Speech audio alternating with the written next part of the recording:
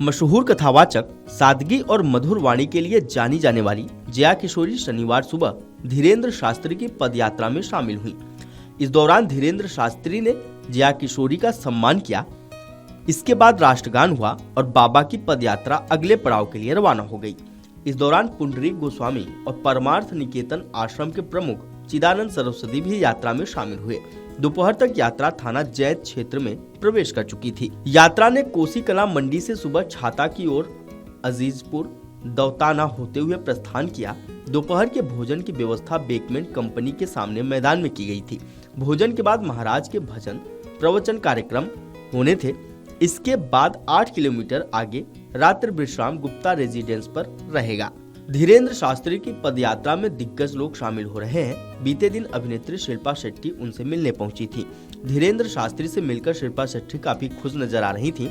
अभिनेता राजपाल यादव और निर्माता एकता कपूर भी शामिल हुई थी। आपको बता दें कि धीरेन्द्र शास्त्री की पदयात्रा में हजारों लोग शामिल हो रहे हैं। मथुरा में 55 किलोमीटर लंबी यात्रा 4 दिन में पूरी होगी। इसका समापन 16 नवंबर को होगा। दिल्ली और हरियाणा होते हुए यात्रा यूपी में दाखिल हुई थी। यूपी में एंटर करने के बाद धीरेन्द्र शास्त्री ने कहा था कि यूपी में हम ज्यादा सुरक्षित हैं। मथुरा पहुंचे धीरेन्द्र शास्त्री ने शुक्रवार को क्या कहा था, सुनिए। देश के 2 रियल हीरो हैं, सरहद पर खड़ा जवान और खेत में खड़ा किसान। कल की पदयात्रा सैनिकों के वीर शहीद सैनिकों के परिवार के साथ बैठ के भोजन भी पाया था, सैनिकों के सम्मान के लिए थी। आज की पदयात्रा किसानों के लिए है। किसान इस देश की धरोहर है। किसान इस देश की मूल रीढ़ की हड्डी है। किसान इस देश की एक संस्कृति भी है।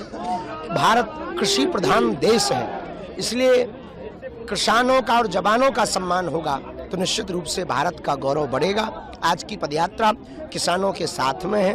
किसानों के हित उद्देश्य पूर्ण होवे एवं किसानों के प्रति राष्ट्र की फिर से दृष्टि जाए, इसलिए आज की पदयात्रा किसानों के लिए समर्पित रहेगी। जैसे किसानों से हमने बात की थी आपका आने से पहले, तो उन्होंने कहा है जो किसान हल चला सकता है ना, वो हथियार भी उठा सकता है। शस्त्र और शास्त्र दोनों जरूरी हैं।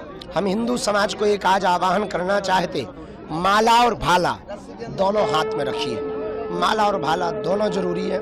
हमें किसी को मारना नहीं है, पर आत्मरक्षा के लिए दोनों जरूरी है। माला से संस्कृति बचेगी, भाला से संतति बचेगी।